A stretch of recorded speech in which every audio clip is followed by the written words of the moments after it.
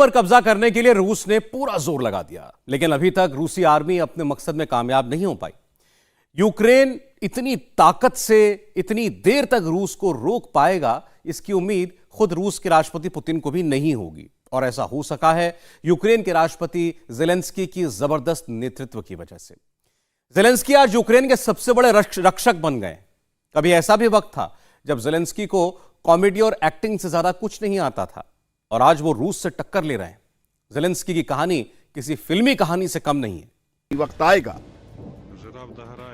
जब हाथों में असली हथियार और सामने असल दुश्मन खड़ा होगा।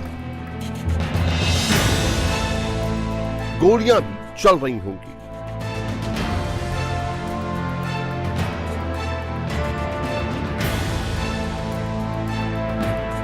इस वक्त यूक्रेन और रशियन फौज के सामने यूक्रेन के राष्ट्रपति व्लादिमीर ज़ेलेंस्की खड़े हैं, जो रूस का टारगेट नंबर 1 है।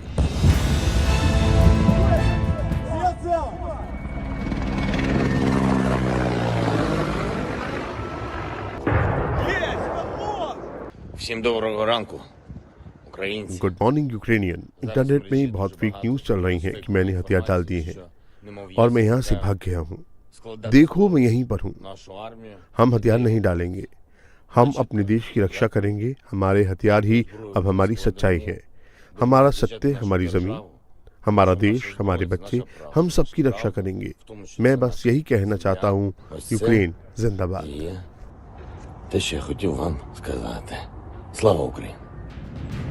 रूस ने यूक्रेन की राजधानी कीव पर कब्जा करने के लिए पूरा जोर लगा दिया है,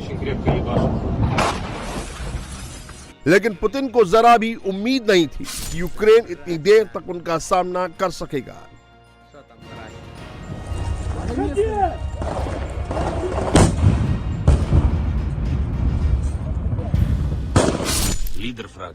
यूक्रेन के जज्बे के पीछे उनके राष्ट्रपति का हाथ है, जो कभी कॉमेडियन हुआ करते थे, टीवी पर कॉमेडी शो करते थे, फिल्मी पर्दे पर आया करते थे। उनका काम लोगों की जान बचाना नहीं, बल्कि लोगों को हंसाना था।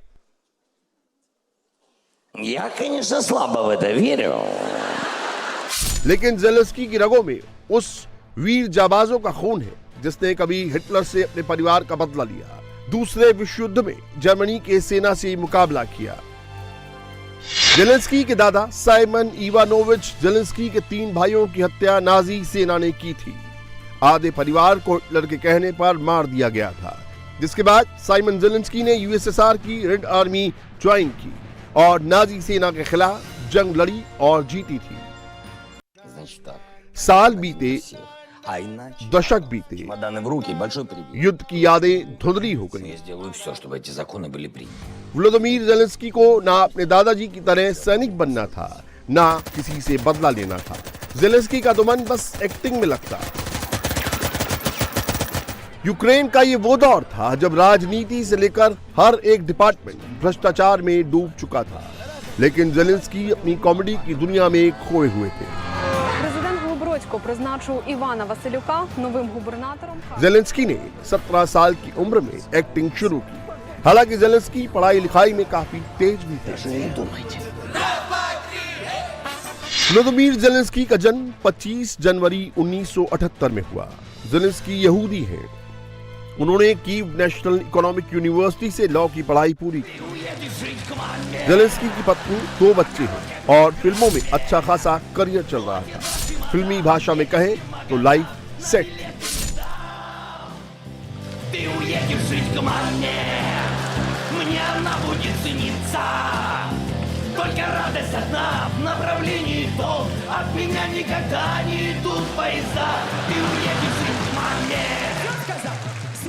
लेकिन जब जिंदगी ने कुछ और ही तय कर रखा हो, तो फिर रास्ते अपने आप बदल जाते हैं। इस वक्त ज़ेलेंस्की और उनके परिवार को जान का खतरा है। रूसी सैनिक उनकी तरफ बढ़ रहे हैं। अमेरिका ज़ेलेंस्की को यूक्रेन छोड़ने तक के लिए कह चुका है, लेकिन ज़ेलेंस्की का साफ कहना है, वो अपना वतन, अपनी मिट्टी छोड़कर कहीं भी कभी नहीं जाएंगे।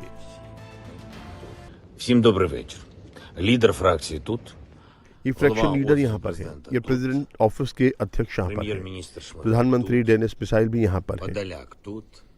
राष्ट्रपति भी यहाँ पर है, हमारी सैनिक यहाँ पर है, जनता यहाँ पर है, हम सब लोग यहाँ पर अपने देश की आज़ादी के लिए लड़ रहे हैं और मैं इसी तरह से लड़ता रहूंगा। нашу державу. І так буде й далі. आज पूरी दुनिया ज़ेलेंस्की की तरफ देख रही है, जिसको कभी राजनीति में नहीं आना था, वो सिर्फ फिल्मों का हीरो था। उसको आज पूरा विश्व हीरो मान रहा है, क्योंकि पिछले साल जब अफगानिस्तान में तालिबान ने हमला किया था तो अफगानी राष्ट्रपति अशरफ गनी देश छोड़कर भाग गए थे। दूसरी तरफ ज़ेलेंस्की मैदान पर डटे हुए हैं। 2014 ये साल यूक्रेन और ज़ेलेंस्की दोनों के लिए बेहद अहम होने वाला था, क्योंकि यूक्रेन की तस्वीर और ज़ेलेंस्की की तकदीर बदलने वाली थी। कई महीनों चले प्रदर्शनों के बाद यूक्रेन के रूस समर्थक राष्ट्रपति विक्टर यानुकोविच को सत्ता से हटा दिया गया। इसके बाद रूस ने क्रीमिया पर कब्जा कर लिया और यूक्रेन के पूर्वी हिस्से में अलगाववादी लड़ाकों का समर्थन किया। यहां अब भी लड़ाई चल रही है।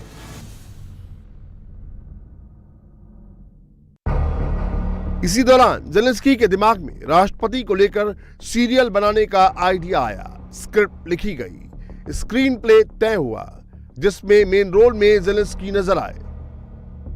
सर्वेंट ऑफ द पीपल नाम के इस शो में ज़ेलेंस्की एक टीचर के रोल में थे, जो अचानक यूक्रेन का राष्ट्रपति बना और उसकी बातों ने यूक्रेन की सोच बदल दी। इस सीरियल में एक सीन है जब भ्रष्टाचार के खिलाफ ज़ेलेंस्की को बंदूक तक उठानी पड़ जाती है। ये सीरियल यूक्रेन में सुपरहिट हुआ और ज़ेलेंस्की में यूक्रेन की जनता को उनका भविष्य का राष्ट्रपति नजर भी आने लगा। इसको किस्मत का खेल ही कहेंगे कि टीवी पर प्रेसिडेंट का रोल करने वाले ज़ेलेंस्की रियल लाइफ से रियल लाइफ में चुनाव में उतर गए।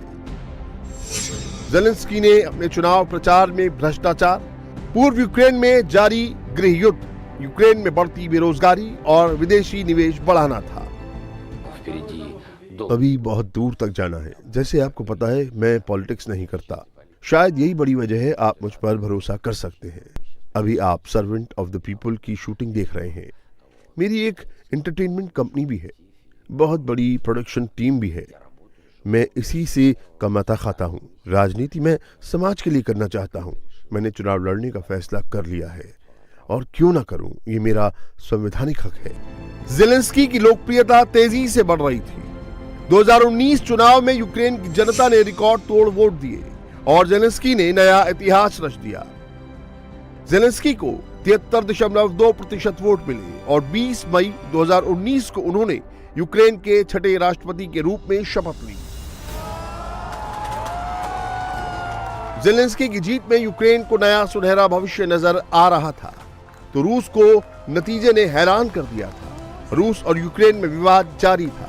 रूस की जनता को भी लगा ज़ेलेंस्की रूस के साथ मिलकर काम करेंगे, सारे विवाद खत्म होंगे। मेरे लिए ज़ेलेंस्की की जीत ज्यादा हैरान करने वाली नहीं है, बल्कि पात्रो पोरोशको की करारी हार है। पात्रो को 5 साल सरकार चलाने के बाद महज 25% वोट मिले। ये बताता है पात्रो का एंटी रूस एजेंडा फेल हो गया है। 5 साल पहले पात्रो को ऐसी ही जीत मिली थी। 5 साल बाद उनको यूक्रेन की जनता ने नकार दिया। वहां पर ऐसा ही होता रहता है। 5 साल बाद ज़ेलेंस्की के साथ भी ऐसा ही होगा।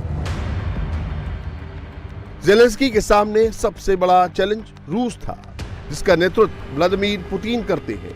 ज़ेलेंस्की ने शुरुआत में रूस के साथ समझौता करने की कोशिश की।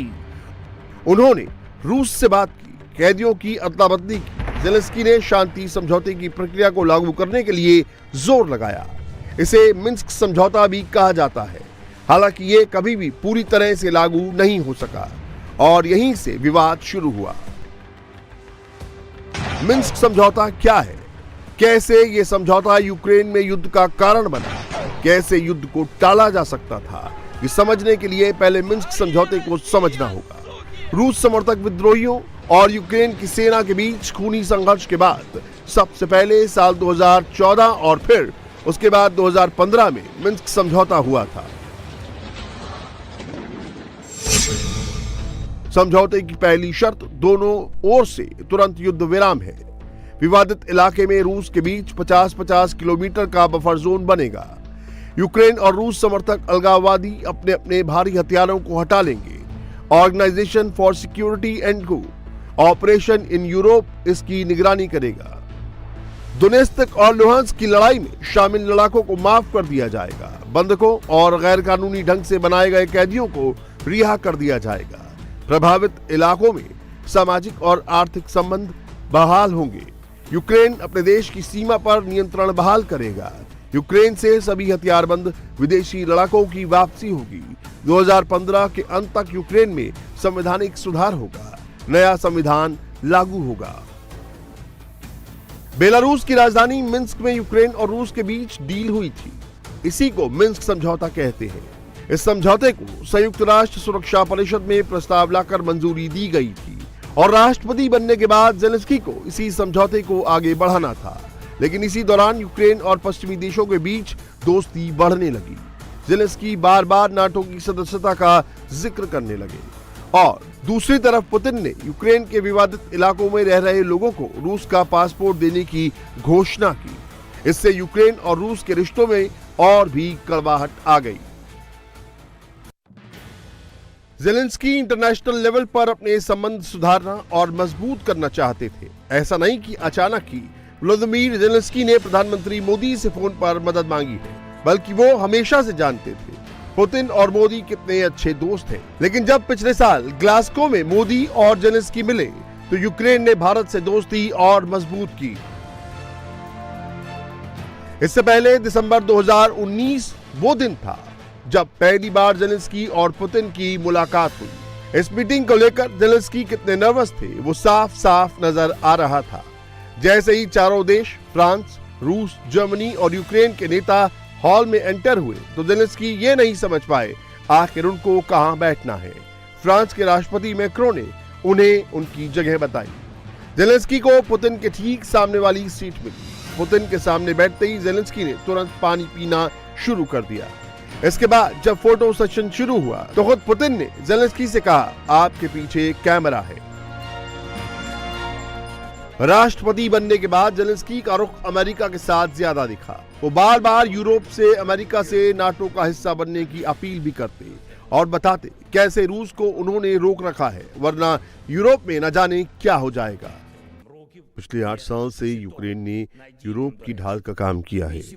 दुनिया की सबसे खतरनाक आर्मी हमारे बॉर्डर पर मौजूद है, ना कि यूरोप के बॉर्डर पर। यूक्रेन को परमाणु हथियार छोड़ने पर सुरक्षा की गारंटी दी गई थी। हमारे पास कोई हथियार नहीं है, कोई सुरक्षा का साधन नहीं है। ऐसे में हम और क्या कर सकते हैं? यूक्रेन को मदद की जरूरत है। हमारे डिफेंस को मजबूत होने की जरूरत है। यूक्रेन को नाटो का हिस्सा बनाने का फैसला जल्द लिया जाए। ज़ेलेंस्की जितना ज्यादा नाटो के करीब जाने की कोशिश कर रहे थे, उतना ज्यादा पुतिन का गुस्सा बढ़ता जा रहा था।